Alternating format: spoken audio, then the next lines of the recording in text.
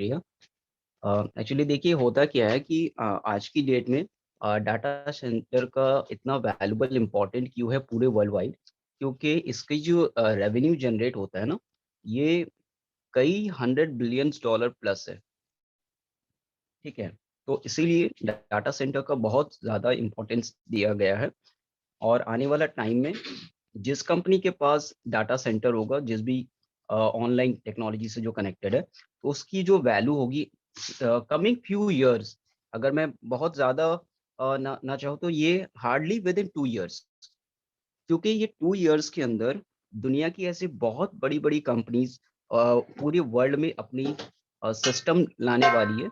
Apart of जिस तरह से हमारा ऑन पैसिव आ रहा है, इसी तरह मस्क का भी है, कुछ प्रोजेक्ट जो है गूगल्स का भी है, ठीक है? कुछ प्रोजेक्ट एप्पल का जो है।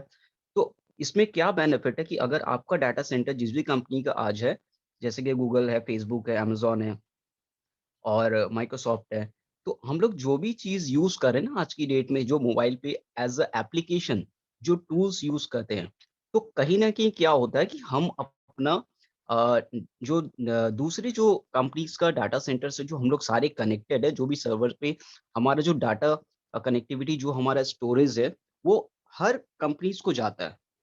अब क्या होता है कि रेवेन्यू डिस्ट्रीब्यूट होता है और उसमें बेनिफिट हम लोगों को नहीं होता है। हमारा ऑलरेडी लॉसेस होता है और इसका एक्सप्लेन आपको क्या बताऊँ, जो करंट वेबिनार हुआ था मॉर्निंग, तो माइकल विलियम्स ने भी ये कहा था कि हम लोग बिना सोचे-समझे बहुत सारी चीज़ों का जो एक्टिविटी करते हैं, ऑनलाइन की एप्लीकेशन टूल्स में, चाहे तो वो फ़ेसबुक हो, यूट्यूब हो, उससे हमारा जो कॉन्फिडेंस लेवल होता है वो डाउन होता है और पॉज़िटिवनेस जो है वो हमारा नहीं आता है। उस और इसमें नुकसान क्या है कि जो रेवेन्यू जनरेटिंग सिस्टम है, वो भी आप दूसरे को दे रहे हो और जब ये डाटा सेंटर हमारे खुद का होगा, अब इससे प्लस पॉइंट क्या है? प्लस पॉइंट ये है कि जो भी टूल्स आप यूज़ कर रहे हो दूसरी कंपनीज़ की एज़ अ एप्लीकेशन के तौर पे जो हमारा स्टोरेज है मोबाइल पे अदर अदर, तो वो कहीं न कहीं क्या होता है कि आपका जो पूरा लाइफ़ का जो एक मतलब डेली बेसिस का जो एक रूटीन है, ठीक है? वो कहीं न कहीं आपका ल लाइफ़ से कनेक्टेड है उस सारे टूल्स को। तो वो कहीं न कहीं क्या होता है कि आप जो भी एक्टिविटी करते हो, जो भी एवरीडे का ईच एंड एवरी रूटीन जो आपका है, वो आपके सिस्टम पे कैच होता है कि आप कौन से बंदे से कॉल कर रहे हो, आप ऑनलाइन क्या सर्च कर रहे हो, आप क्या एक्टिविटीज़ के लिए सारी चीज़ों को आप सर्च कर रहे हो। तो ईच एंड एवरी इन्फॉर्मेशन आपका हर डाटा सेंटर पे स्टोरेज है। स्टोरेज मीन्स कि जो activity each and every activity what you are doing in online, तो वो सारी चीज़ों का कनेक्टेड है। तो ऐसा नहीं है कि आप जो रियल लाइफ़ में देख रहे हो कि मेरी इन्फॉर्मेशन सिर्फ़ मुझे पता है, ऐसा नहीं, ये मिस्टेक है। ऐश बार-बार कहता है कि हर एक चीज़ जो है, वो वर्ल्ड में सारे लोगों के पास विज़िबल है, मतलब कि दिख रहा है। वो कहीं न कहीं स्टोरेज है। अगर आप किसी चीज़ के लिए सोच रहे हैं, अब सोर्स ऑफ इनकम की भी मैं बात बता रहा हूँ। जो चीज़ स्टोर है डाटा सेंटर पे, अगर किसी को चाहिए क्या करता है ऑन द स्पॉट उन चीज़ों का सर्च करता है तो आपके सामने आता है।